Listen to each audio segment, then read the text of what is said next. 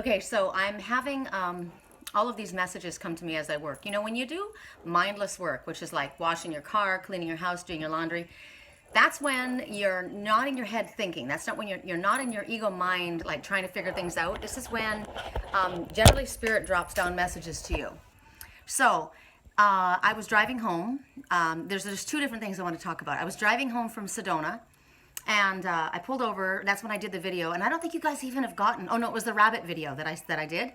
And when I got back on the road, I thought, oh, you know what? I better punch into my MapQuest and see how far it is to, before I have to turn off this exit. And I already had my MapQuest going, but I was trying to upload that video, and it was taking forever. And I'm thinking, oh, come on, come on, come on. So finally it uploads, and then literally I had 1 minute to change and turn. And I turned, but I thought, this doesn't look familiar to me. This isn't the path that I normally take. So I thought, oh my God. And I pulled off, and I thought, shoot, I'm tired. I want to get home. I'm exhausted. I've got a long travel. And so I pulled over right away, and traffic was going like crazy. And I pull over, and I punched in it. I erased the whole thing, and then I punched it into MapQuest again. And it came back up again. And I thought, okay, this is not the way that I go. But I listened to it, and I drove, and I literally got I don't know if it's a new road or if it's just because it doesn't even matter. The point was Spirit was giving me direction, and I listened to it, and it was a shortcut. It was not only a shortcut, I didn't go through all of the traffic. It was very, very peaceful, and I got to an area that unfamiliar area for me I had to follow. So that's the first message. Second message is I'm doing my laundry today, and my landlord, now think about who your landlord is, right? The Father is our landlord. Spirit, our higher self, is our landlord, because this is our house. Now, this is his house, and I live in his house. So Spirit is in control. We are co-creators with the divine, but it is the Father that's truly in control. And if anybody has a difference of opinion, then don't bother listening to this, because I definitely defer to the Father, always. Higher self is fine, and guides are fine, and archangels are wonderful, but the Father, the Creator, that is the one who runs the show. This is his house. Right? So I did the first load of laundry, and I'm thinking, God, it's taking forever. And when I got the clothes out, they weren't even that dry. And I came down, and I noticed he has these little notes stuck all over the place. And he says, it works best on this setting. It works best on this setting. And so I looked at the settings, and they didn't make sense to me. But I did what he told me on the first load, but I hadn't done the drying yet. And I had done drying before, like I said, and it didn't dry properly. So he was saying to me, I said, wow, maybe you should show me exactly what you're speaking about, because he was complaining about the other tenant. He said, I gave her instructions. He goes, and she's putting it on, 74 minutes. And he says, if you put it on time dry, he goes, I don't know why it works, but if you put it on time cycle, it works better. And he goes, and if you put it on warm instead of hot, it works better too. And I'm thinking, and now I will be honest, I'm thinking in my head, yeah, he just doesn't want us to use the hot water, and he wants us to use a cycle that's, more energy efficient, right? Well, think about it. This is his home. He wants energy efficiency. The Father wants energy efficiency. He gives us instructions. Now, how good at you were at following the instructions? Did I ignore him?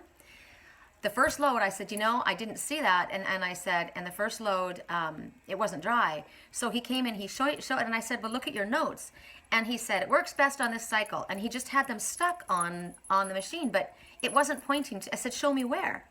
So it wasn't pointing to where it was supposed to be. I said, well, how do I know that? And he goes, well, I showed her that. And I said, but you didn't show me that. How do I know that?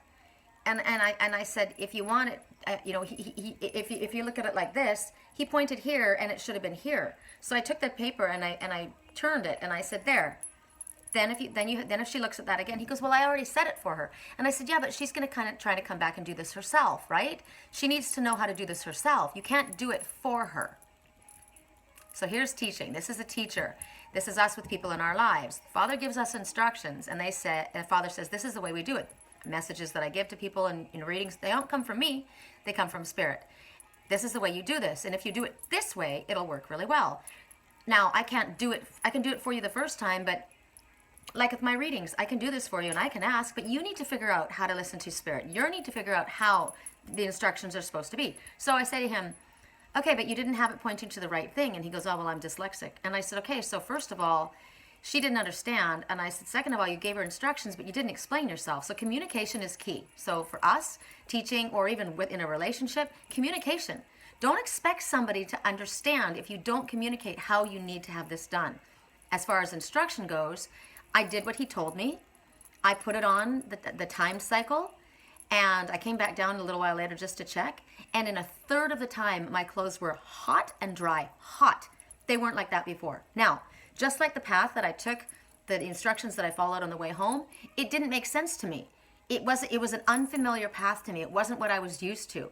And and I said to him when he came down, I said, God, man, I listened to what you said, and it's a third of the time, and it's really hot. And he goes, I know. He goes, I don't know why it works that way, but it does. Maybe the machines are old. Okay, so there's another message. Maybe for somebody else it wouldn't work that way. But in this situation, as your father, I'm telling you, this is how it works for you. This is what you need to do to make this machine work properly.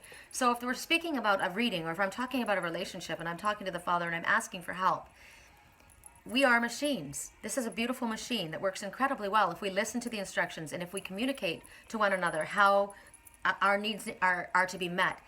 Oftentimes, others have the best of intentions, but they don't explain things properly, so we're left rather confused. And even though we want to follow their instructions, we don't understand what they're saying because they're not communicating clearly. So make sure that your instructions are clear. Make sure that you're communicating yourself and your needs and your the instructions to make this machine work. What works for this machine is this, this, and this. Now, maybe for that girl, it didn't work that way, but for this machine, this is what you're going to need to do. I'm a communicator. Maybe you're not a communicator, but I am. So for me to understand, you're going to have to tell me what you're feeling. You're going to have to tell me that pushes my wrong button.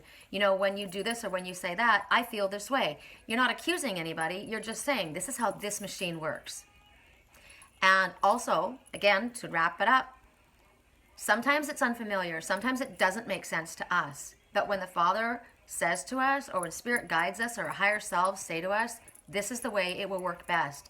Listen to the instructions. I got when I was in Sedona in the snow. I watched all the cars sliding all over the place. And I posted a video, and my friend Yoris said, I keep noticing the stop sign. And I heard that. And I thought, you're right, stop. Why try to keep pushing my way up a hill that's slipping? Everyone's slipping around all over the place. If you wait, let things melt a little bit, let the sun come out, your higher self, Spirit's guidance, things will melt.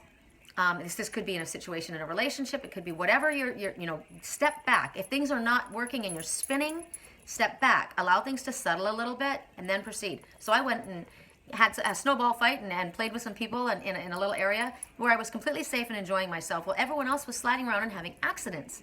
So listen, a wise person heeds wise counsel.